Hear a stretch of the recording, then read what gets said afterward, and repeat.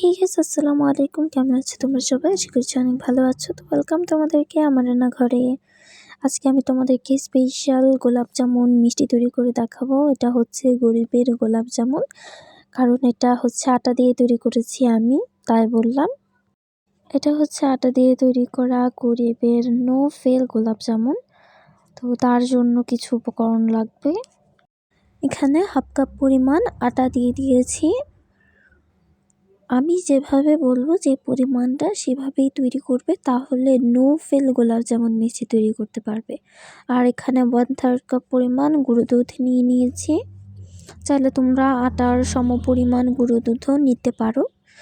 1/4 teaspoon পরিমাণ baking soda নিয়ে নিয়েছি। বেকিং পাউডার দিলে কিন্তু হবে না, আমি বেকিং সোডা ব্যবহার করেছি, তোমরা বেকিং সোডা ব্যবহার করবে। তারপর এখানে নিয়ে নিয়েছি প্রাণের গাওয়া ঘি। তো এখানে 1 চা চামচ পরিমাণ ঘি আমি নিয়ে নিয়েছি। যেহেতু শীতের সময় এখন তাই ঘিটা বসে গিয়েছিল। এখন হচ্ছে ভালো করে ঘিটা হাতে নিয়ে সব কিছু ভালো করে মেখে নিতে হবে। মিষ্টিটা খুবই অল্প উপকরণে কম খরচে বাসায় একেবারে পারফেক্ট গোলাপ জামুন মিষ্টি তৈরি করে নিতে পারবে। আমি যেভাবে বলছি সেভাবে যদি তোমরা করে থাকো, আর আমি নিজে করেছি, অনেক সুন্দর হয় মিষ্টিটা। তোমরা অবশ্যই ট্রাই করে দেখবে, আমি বলবো তোমাদের। তো দেখো, ভালো করে একেবারে মেখে নিতে হবে কিন্তু এটা করে সুন্দর করে, যেন সবগুলো ভালো করে একসাথে মিশে যায় বেকিং সোডা আর ঘিটা। তো এখন হচ্ছে দেখো, এরকম মুষ্টি বন্ধ করলে যখন দেখবে যে আটাটা এরকম হচ্ছে আর কি, তখন বুঝবে যেটা হয়ে গেছে। তারপর আমি এখানে লিকুইড দুধ নিয়ে নিয়েছি। লিকুইড দুধ দিয়ে, অবশ্যই লিকুইড দুধই ব্যবহার করার চেষ্টা করবো। আমি লিকুইড দুধই ব্যবহার করেছি। লিকুইড দুধ দিয়ে এটাকে সুন্দর করে ডোটাকে মেখে নিতে হবে মোটামুটি করে, খুব বেশি নরম করা যাবে না কিন্তু। অল্প অল্প করে দিয়ে ভালো করে মেখে নেবে, কারণ নরম হয়ে গেলে পরে এটা শক্ত করাটা একটু কঠিন হয়ে যায়, তার জন্য বলছি আমি। আমি ভালো করে মেখে একেবারে সুন্দর করে ডোটা নিয়ে ফিরে আসছি। তো বন্ধুরা দেখো, ডোটা আমার কমপ্লিট। এরকম সুন্দর একটা ডো করে নিয়েছি আমি। এখন হচ্ছে হাতে সুন্দর করে একটু বেশি করে ঘি মাখিয়ে নিব। ঘিটা ভালো করে হাতে মেখে আমি এগুলোকে একটা যাতে সমান হয় আর কি সবগুলো মিষ্টি, তার জন্য এরকম চামচে করে শেপ নিয়ে নিব, এরকম করে রেখে দিব। তো আমি এরকম করে সবগুলো মিষ্টিরই সাইজ নিয়ে নিচ্ছি চামচ থেকে। দেখতেই পাচ্ছ, এরকম করে সুন্দর করে দেখো, ঠিক এরকম করে নিয়ে নেবে, তাহলে সবগুলো মিষ্টির সাইজ এক হয়। তো আমার সবগুলো সাইজ নেওয়া হয়ে গেছে। এখন হাতের মাধ্যমে সুন্দর করে ঘুরিয়ে ঘুরিয়ে গোল গোল গোল গোল করে নিতে হবে। আর এমনভাবে গোল করবে যেন ফাটল না থাকে। আমার অল্প অল্প ফাটল ছিল, যার কারণে মিষ্টিটা ভাজার পর একটু ফেটে গিয়েছিল। দেখতেই তো পাচ্ছ, এরকম করে করে নেবে, এই যে খুব সুন্দর করে, যেন ফাটল না থাকে। তো হয়ে গেছে। এখন সবগুলো করে নিয়ে ফিরে আসলাম। সবগুলো করে নিয়েছি। এখন চুলায় একটি কড়াই বসিয়ে দিব, তাতে হচ্ছে তেল দিয়ে দিব। তেলটা গরম হলে, মোটামুটি গরম হলে একেবারে, এখানে আমি সবগুলো আমার মিষ্টি দিয়ে দিব। দেখো মিষ্টিগুলো কত ছোট ছোট, ভাজার পর অনেকটা ফুলে ওঠে এবং শিরায় দেওয়ার পর আরও অনেক বেশি করে ফুলে ওঠে। তো আমি তোমাদের দেখাচ্ছি, দেখতেই পাচ্ছ।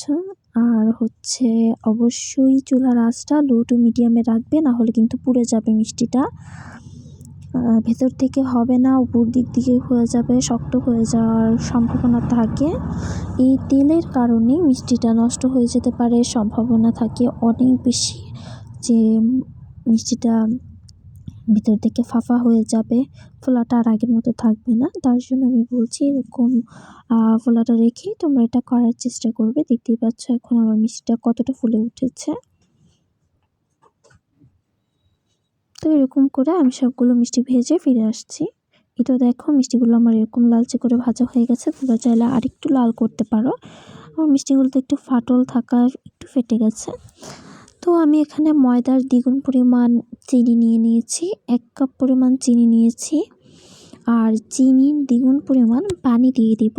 মানে 2 কাপ পরিমাণ পানি। এগুলো কিন্তু মেজারমেন্ট কাপের 1 কাপ আর হাফ কাপ ছিল।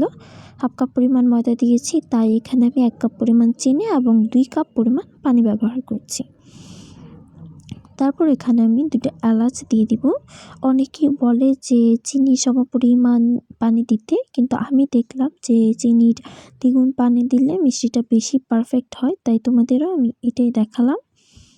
তো এখন এই যে ভালো করে নেড়ে চেড়ে একটু চিনিটা পানির সাথে গুলিয়ে নিতে হবে, যাতে নিচে ক্যারামেল না হয়ে যায়, আবার নিচে কিন্তু অনেক সময় দলা পেকে যায়, তার জন্য।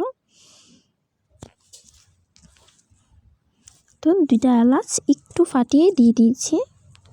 তো শিরাটা যখন বলক চলে আসবে তখন ঘুরে ধরে 1 মিনিট শিরাটাকে জাল করে নিয়েছি। তারপর আমার ভেজে রাখা মিষ্টিগুলো আমি দিয়ে দিয়েছি। মিষ্টিগুলো দিয়ে একেবারে ঘুরে ধরে 2 মিনিট জাল করে চুলা বন্ধ করে ঢাকনা দিয়ে ঢেকে রেখে দেবো রেস্টে। আর এই পর্যায়ে কিন্তু ঢাকনা দিয়ে ঢাকবো না, নেড়ে চেড়ে ভালো করে একটু কিছুক্ষণ জাল করে নিব। তো তোমরা অবশ্যই এটা ঠিক রাখবে যে মিষ্টি কতটুকু গরম বা ঠান্ডা হলে এখানে দিতে হবে। যতটুকু শিরা হতে সময় লাগে ঠিক ততটুকু তারপরে দিয়ে দিবে। এরপর 1-1.5 ঘন্টা পর দেখতেই পাচ্ছ মিষ্টিটা আমার কতটা সুন্দর হয়ে গেছে। আগে যখন মিষ্টিগুলো রাখা হয়েছিল তখন ওই পাত্রে অনেকটা জায়গা ছিল, কিন্তু এখন আর জায়গায় নেই যে মিষ্টিগুলো নাড়াচাড়া করব। তো একেবারে সার্ভ করে তোমাদের দেখাচ্ছি। দেখো একেবারে দোকানে কেনা মিষ্টির মতো। যেহেতু আমার মিষ্টিগুলোতে অল্প অল্প ফাটল ছিল, তার কারণে একটু ফেটে গেছে। তোমরা চেষ্টা করবে একেবারে ফাটলহীন মিষ্টিটা তৈরি করতে। অনেক পারফেক্ট হয় মিষ্টিটা, খেতেও দুর্দান্ত হয়। আর রসে একেবারে ভিতরে ভরপুর রস, কাটলে দেখতে পারবে যে এত রসে ভরপুর হয়েছে। দেখো কত সুন্দর, একেবারে দোকানের মিষ্টির মতো হয়েছিল। তো বন্ধুরা, কেমন লাগলো তোমাদের আজকে আমার এই পুরো ভিডিওটা? আশা করছি ভালো লেগেছে। ভালো লাগলে অবশ্যই like, comment, share and subscribe করে পাশেই থাকবে কিন্তু। আর দেখো মিষ্টিটা তোমাদের কেটে দেখাচ্ছিলাম, ভেতরে কতটা রস ঢুকেছে। দেখো অনেক সুন্দর হয়েছিল। তোমরা কিন্তু অবশ্যই বাসায় ট্রাই করবে। নো ফেল গরিবের আটার মিষ্টি তোমরা সবাই তৈরি করতে পারবে। তো বন্ধুরা, ধন্যবাদ তোমাদের সবাইকে আজকে আমার এই পুরো ভিডিওটা না টেনে দেখার জন্য। তো গাইস, খোদা হাফেজ।